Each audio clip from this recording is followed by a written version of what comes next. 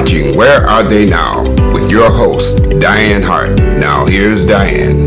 Good evening. Welcome to Where Are They Now. I'm your host, Dianne Hart, and tonight I have the pleasure of interviewing a poet, a writer, a musician, and a military veteran, Mr. Jabiya Dragonsun. How are you tonight? I am good, sister. How are you today? Happy to be here. We're going to jump right in. There's so many things I want to ask you. I want to go ahead and get started. Where are you from? Well, I was born in Philadelphia, June 12th, 1949.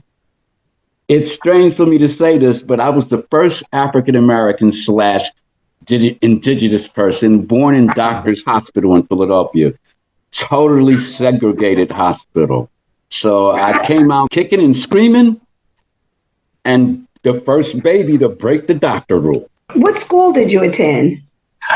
I attended Stanton Elementary School, Roosevelt Junior High School, and Ben Franklin High School in Philadelphia, Pennsylvania, where I was born. Okay. And at some point, did you move to Detroit? Was it after you went to the military? When I came back home after 2 tours in Vietnam, I moved to New York City originally. From there, I moved to upstate New York. And then from there, and I think it was early 74, I actually moved to Detroit for a short stint, back to Binghamton. And now, after California and a bunch of other places, I am settled in Gainesville, Florida. Wonderful. I'm out of sunny Florida, so I know exactly. So now let's talk a little bit. I know that you are a musician, a poet, and you're a writer. What started first? Well, actually, what started first was music. Okay. When I came home from Vietnam, I had my 19th and 20th birthday. I came home and my dad said, "You have to be in the house before dark." Dad was a Baptist minister. So I immediately moved to New York City, where I could not find a job. And then eventually when I did find a job, I also found people like Ron Van Cleef, who did the Last Dragon movies, all of the Bruce Lee people, found all of them. And while I was there, I got introduced to music. I spent a little bit of time with people like Jimi Hendrix and Santana's group, who gave me my first standing ovation. The Peppermint Lounge treated me like a king, because you got to remember, I'm a guy that just had his 19th and 20th birthday in Vietnam, but I looked like a 14-year-old. So every club I played at, music started first. And then from there, I eventually ended up in a place called Binghamton, New York, where I was introduced to the Experimental Television Center, because as a musician, I couldn't find anything to do during the day. So a friend said, "Why don't you try the Experimental Television Center? They got art and all that." And that's where my photography career started. Ooh. From there, I ended up in Germain School of Photography. I ended up in New York Institute of Photography. I spent about 6 years or so with the Experimental Television Center as a resident. They gave me my first photography shows. While I was there, I worked mainly as a musician. I got to play and open for groups like Beggar's Opera and the Jam Factory. People know the Jam Factory from their drummer, Joe English. He left us and ended up with Paul McCartney. So from there, photography got better. And after a while, 84, 85, I ended up back in Philadelphia. And that's when I always say the magic started. I got to back you up some, because you're not telling me what kind of instrument were you playing. You were a musician doing what? I am a conga player. Ask Thomas. I know you're listening, Thomas. I know you're listening, little brother. I started playing congas. Usually, I started out with Alo Tunji that did drums of passion. I did African dance, and eventually I fell in love with the conga drum. I ended up. Well, I just didn't want to play spiritual music. It was like going to church. So I ended up playing with rock and roll bands, funk bands. First group I played with was called The Psychosis. And we played all over Brooklyn, all over Manhattan. From there, I ended up with my band leader's other group called Butch Skeen and the not Butch. It was Elliot St. James and the Velvet Hammer, and he's the one. They turned me on to the Peppermint Lounge. I did 16 weeks engagements there. I met the most amazing people, except the one I wanted to meet, which was Janis Joplin. I was at the Peppermint Lounge when Jimi Hendrix passed away. I was there when Janis Joplin passed away. It was a meeting place for all of the musicians out of New York. That's what made me fall in love with music. The chance not just to play with people that I admired, but the chance to get to know them and understand them and what drove their music. Who did you collaborate with? The music side. On the music side, I collaborated. Believe it or not, most of my music collaborations, God bless it, has been Detroit. Okay. I collaborated with what's his name? Spider Webb.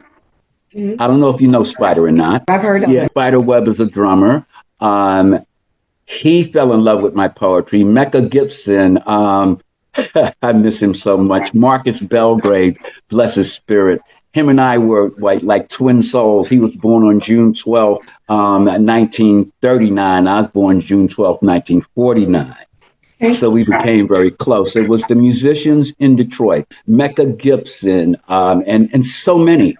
Okay. And especially Birthplace. They welcomed me not just as a conga player. They welcomed me as a performance poet. Let me ask you this. Who do you think was your biggest influencer on you? Music side, and then you went on to poetry. Was that just something you found on your own or somebody else? Well, when it came to poetry, I wasn't a poet until, I didn't do poetry, should I say, until 84. I worked for the Philadelphia Tribune. They would send me out to photograph churches on Sundays and poets during the week. Let me ask you this. Who were your influences on the music side, where you started first? My influences is a mixed bag, but I would say who inspired me more than anything were a lot of the rock and rollers that wanted to be the white cats that wanted to be soul people, but they played rock and roll. Okay. I think I was more influenced by Santana than anybody else because I'm a conga player. When it came to the jazz and stuff like that, it was Miles Davis. I wrote a series of poems just listening to Miles's work. But out of living poets, my most loved poet, bless her, is Sonia Sanchez out of Philadelphia. Sonia inspired me along with Kamika L.H. Williams. The female poets were the ones that moved me, that made me fall in love with the words of women. Okay. The way they presented abuse, the way they presented how they felt about the civil rights movement, how they felt about themselves as a woman. Excuse my language. Like Kamika L.H. Williams wrote a poem called Bitch. And it was a poem that was so pungent because her old man called her that. She said, I walked into the bathroom and I sat down and when she read that poem, I was there on a news assignment. I took no pictures. I wrote nothing down. I was totally floored. So it has been the female poets, along with Lamont B. Steptoe, who's a well-known poet. So poets brought me to one particular point. When I left Philly in 2000 and moved to Detroit, I came with my poetry. But it was people like Mecca Gibson, Spider Webb, Rob Jones, all those cats that play out of Motown. They loved what I was doing, mixing the words with their music without singing it. Detroit was the catalyst of my major performance life. Okay, we're going to take a break and we're going to listen to you recite poetry that you wrote. This one is called Hit Parade. We will be right back. It's simply named Hit Parade, written for Frankie Boyce.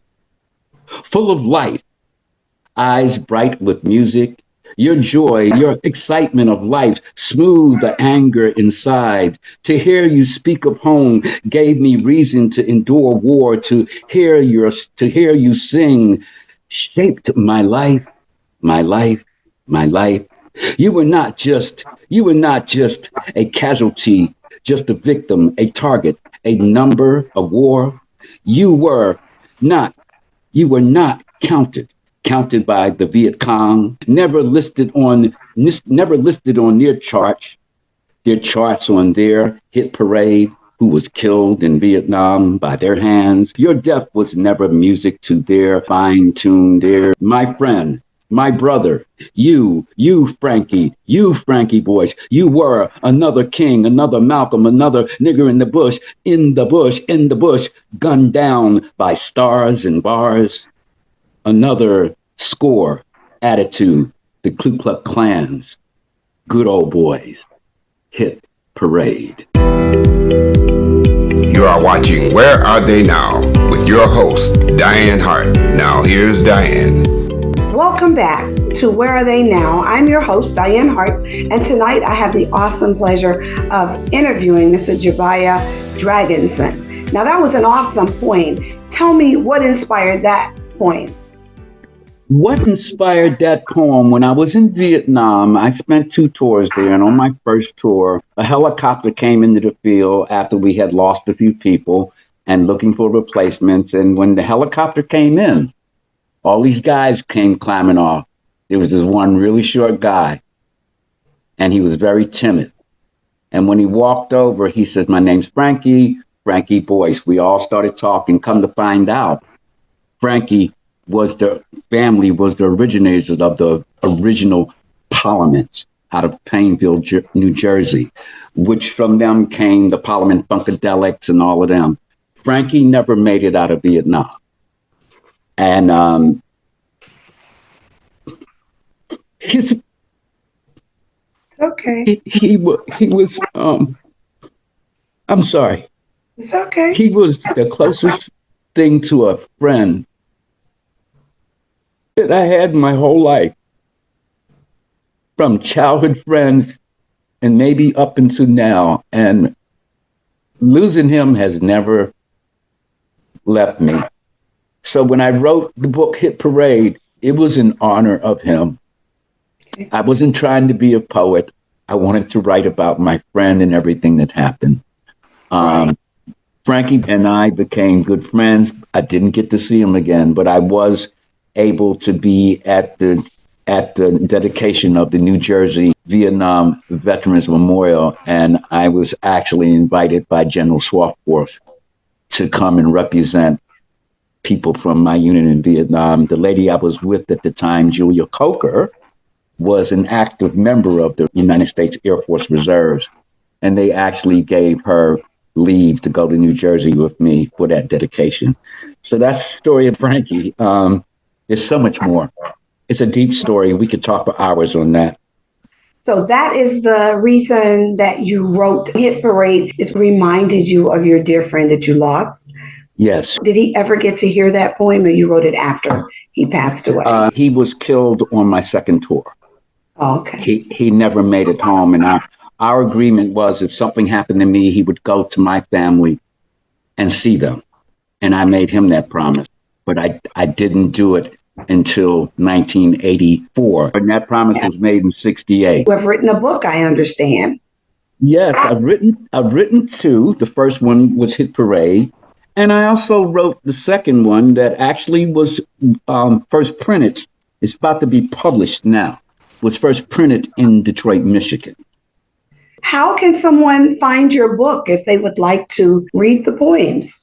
When the book is released, and I will let everyone know when it's released, it will be coming out under a publishing company called Spine. It will be marketed on Amazon, and it will be marketed on Barnes and Noble. Okay. Because it is a book about a veteran who stands up for peace. Long story.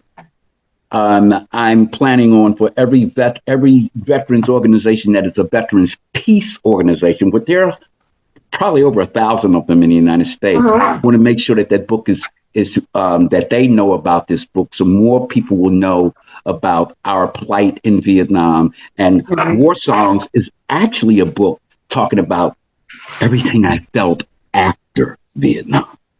Okay. We're going to take our second break and we're going to let you recite that poem, and it's called War Songs. So we're going to take a break and we'll be right back with Mrs. Jabiya Dragonsun. And it goes like this. War songs, war songs, war songs. War songs, war songs, war songs. I hear war songs, I hear war songs, I hear war songs. War songs. I hear songs of war, war that don't come from TV and motion pictures with Rambos and pretty faces that go home after every take and come back to do another processed silver salted gang bang type of aggressive type of mind twister. Songs of plastic heroes that float from the sky, that float like butterflies. Whip out automatic weapons and Uzi and Mac 10, the crap out of everything that's un-American or just don't look right. And some dumb kid on the block gets it all messed up and says, kill them all and let God sort out the rest. I hear war songs, I hear war songs, but you don't come, they don't come from Hollywood motion picture scores. They come from times gone by in Central Highland mountains that kicked your ass with mud, with boys turn men, never ending rain. Their grunts were their songs, their moans were their curses. Sing a war song, war songs, war song. Sing a war song, war song, war song. I hear. If you've not seen the movie, you can't sing the song, not my war song, cause you done not did the real studio time that don't come from drums and horns, guitars, keyboards, and funky voices. I hear songs from babies crying and mamas screaming cause babies ain't crying due to war, death by war. I hear the blues jams of families ripped apart with bombs from big guns and planes that whistle while they work and explode a wicked climax. Real songs of war does its crying long after war, pulls its nasty heads back to the holes of hell, puts on his gray suits and sits at capital tables worldwide, and waits for Mr. Money to lobby for more war. I hear songs of war every day, Mr. Money. I sleep with your songs, Mr. Money. Your songs keep me mad with pain. Your songs shelter madness, a demon that eats me alive every weak moment. Almost every moment is weak from possessions of evil that keeps killing and killing me. I don't want to hear the war songs no more. Yet I shall always hear war songs, war songs, war songs. I shall always hear war songs, war songs, war songs. I hear war songs. You are watching Where Are They Now? With your host, Dianne Hart. Now here's Dianne. Wow, what a poem. Now, what inspired that poem? What inspired War Songs was kind of simple.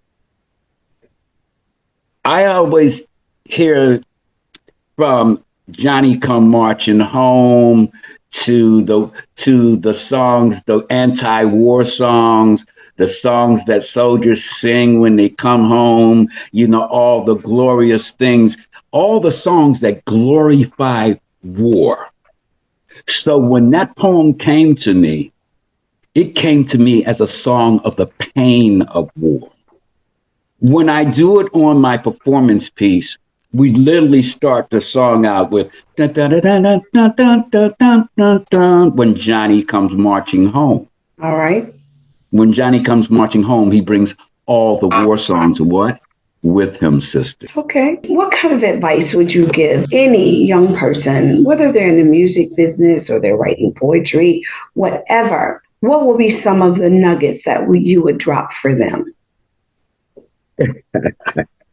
Okay. Let me drop. I'm gonna think like Prince.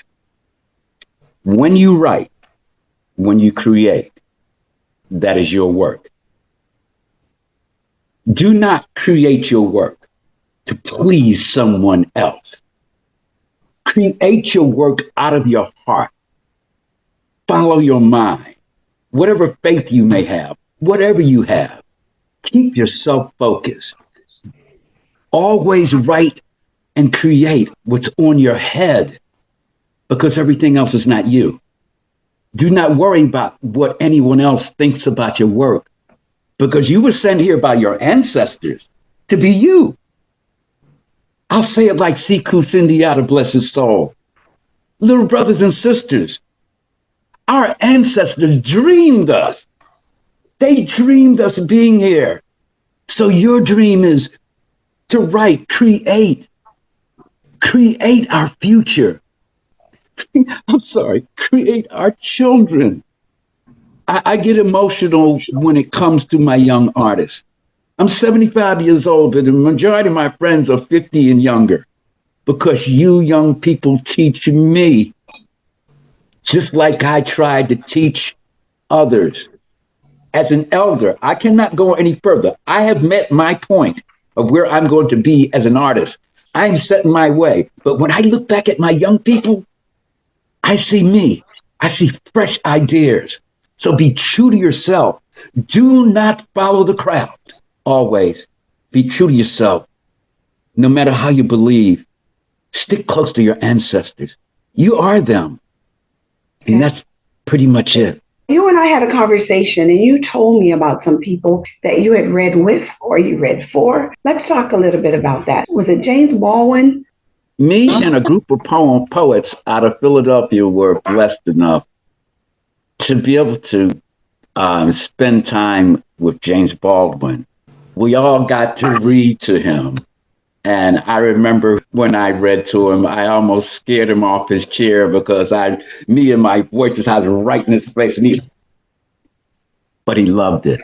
I have read with Amiri Baraka. I have read with Sonia Sanchez. Oh my God, him and I don't speak much anymore. I have not too much what's going on with Lamont B. Steptoe. He was my inspiration, another Vietnam veteran. Okay. He was a dog handler in Vietnam and became one of Philadelphia's most prolific writers and newspaper reporters. He's a man that you're going to want to talk to. Also Sonia Sanchez. Who else inspired me? In Detroit, I would say Kamari Turner with his performance group, the Black Bottom Collective. Dina Norris, one of my best friends as a poet. Also, as my backup as a poet, Craig Huckabee. His brother, Mike Huckabee, they are the ones that Thomas would know them. They started the techno musical festival in Detroit. Detroit has been the biggest inspiration in my life. So now, do we have any idea when your book is going to be released? I can release it at any time that I want. At the time, Dina Norris is doing a last reading of it before we send it to the publisher, send a finished copy to the publisher. Kurt Stocker has written the foreword for me. And Michelle Stocker, who is the fine art professor, is doing the artwork for the book. From there, I put it this way, I can release it in 4 days. Practically, when do you think you might release the book? I would say March, but I will let you know if it will be before. I want people to be able to get your book. I want people to be able to follow you. So if they'd like to be able to reach you on one of the social media, what would your social media be? Jabiya Dragonsun, artist, poet, adventurer. I might be 75, but I got a bunch of adventure left in me. Wonderful. That's absolutely wonderful. Well, I can tell you, I'm hearing that little music playing in the back, which tells me it's just about time for me to go. But I want to thank you for allowing me to invade your privacy and have this conversation with you about what it is you've been doing and where are you now? Because I understand that you can play them congas. Really get down. Thank you. It has been an honor, my sister. And I will say this in ending. I am very proud of you, very much so, what you are doing with the state of Florida. God bless you. God keep you. God keep everyone who is listening. Thank you very much. Now listen, you all, you can watch the opening statement on Roku on the Lit TV network every Wednesday night at 7 o'clock. You can also catch me on Where Are They Now every Thursday night at 7:30 on Detroit Hot TV on Facebook. Go to my YouTube channel at Dianne, DIANNEHART 2126. Like and subscribe and hit the bell. So whenever I put up a new video, you will get it. Good night. Thank you all and good night. Bye-bye.